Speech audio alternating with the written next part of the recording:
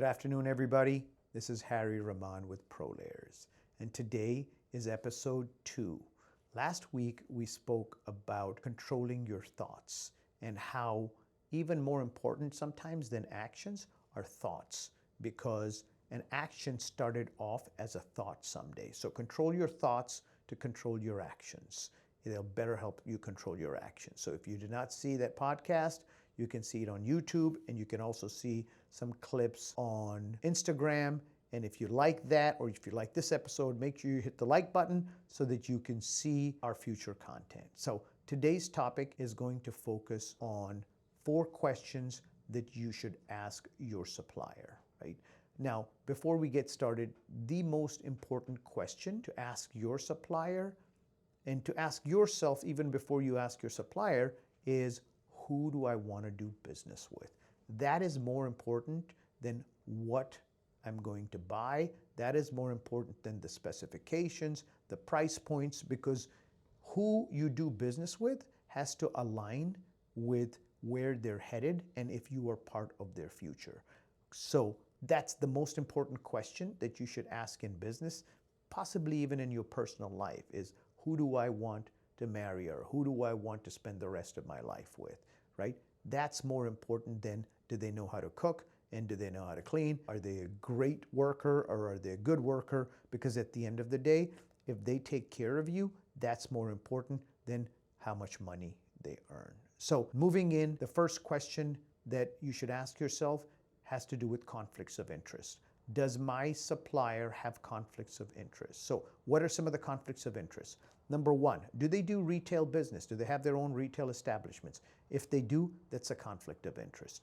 Number 2, do they do their own commercial projects, right? I was at a website the other day and of a supplier, and it says, for commercial projects, call us. For residential projects, call the dealer. So that's a conflict of interest. If they're doing commercial projects themselves, then that is a conflict of interest. Number 3, do they sell to car dealerships? If they're going around you, let's say you service car dealerships and doing business with car dealerships, that's a big conflict of interest. Now, it doesn't make any one of these companies good or bad if they do this. It's just that you need to realize that if they are doing these things, do they sell online, right? Do they sell their products directly to consumers, or can a consumer set up an account and buy those products, right? The last part of this first question is, do they have multiple brands? Now, why do multiple brands matter, right? If they have a high-end brand and a low-end brand and an automotive brand, or they have other brands whatsoever, you have to ask yourself the question, are the products I'm getting the same or similar in the high-end brand to the low-end brand?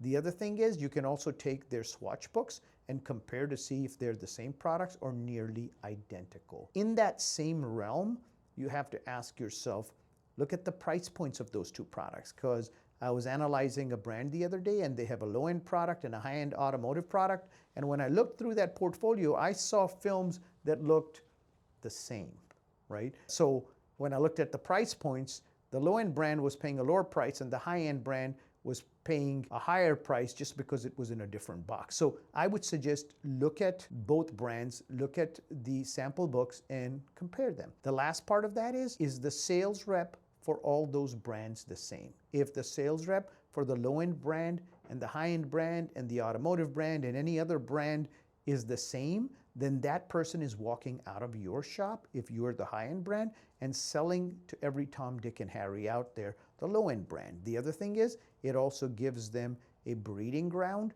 to bring some of those dealers up to the higher level, so it's only a matter of time that you may have even more competition. The second question you have to ask yourself is, am I doing business with this brand because there are a lot of people following it? Because sometimes empty vessels can make the most noise, right?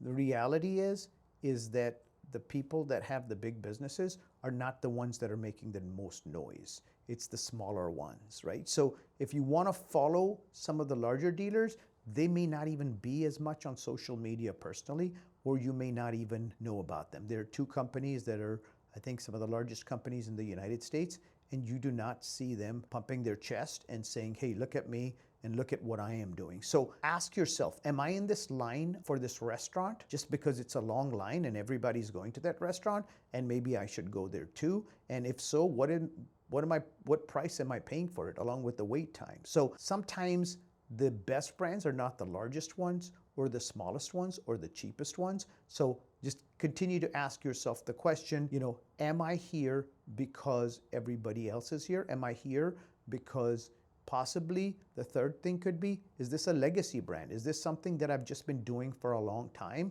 and I continue to stay with it? Or do I need to look at other factors beyond just the fact that I've been here long enough? The last question has to do with, is this a brand that has the same values that I do? Now, you hear in this industry, a lot of people say, well, we are a family brand and we are your partners.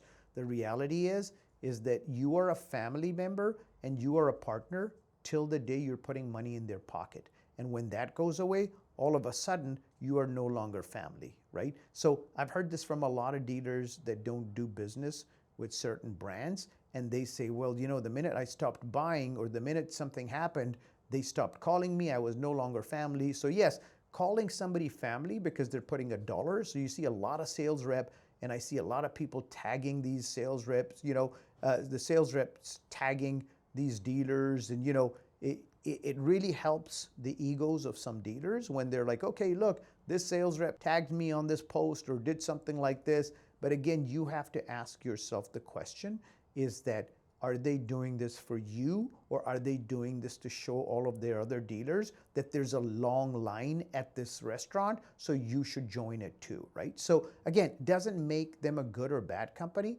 but just ask yourselves. I go back to the question, why is Facebook free, right?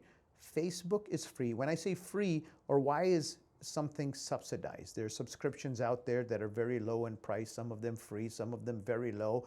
And the answer to that question is that Facebook is free because you are the product. They take your data, right, and then they sell it back to you. So in a similar manner, if you're getting a lot of different exposure, ask yourself, what's the benefit to you versus what the benefit to the supplier is? And are you a stepping stone or are you the end? And so forth. There have been several people. I got a call from a good friend of mine, one of the best paint protection installers, I would say, in the country, and just a good human being, very truthful, just really amazing guy. And he said to me, he said, I found out that, and by the way, I do a lot for this brand, and I found out that 10 miles away or 5 miles away, there was another dealer in my area.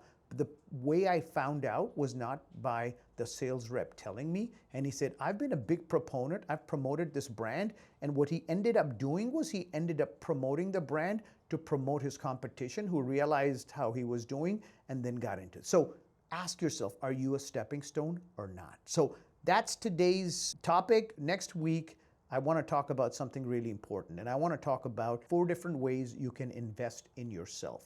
Too often we start investing in the company and we start investing in so many things, but we forget about how we can invest in ourselves. So whether you're in this industry or whether you own your business or you've sold your business or you closed your business or moved on, there are things we should be doing to keep investing in us and growing ourselves, not just our window film brand. So that's something that I realized about 9 years ago and I started doing, and I want to share that with you. So have a great day, and I will talk to you next week.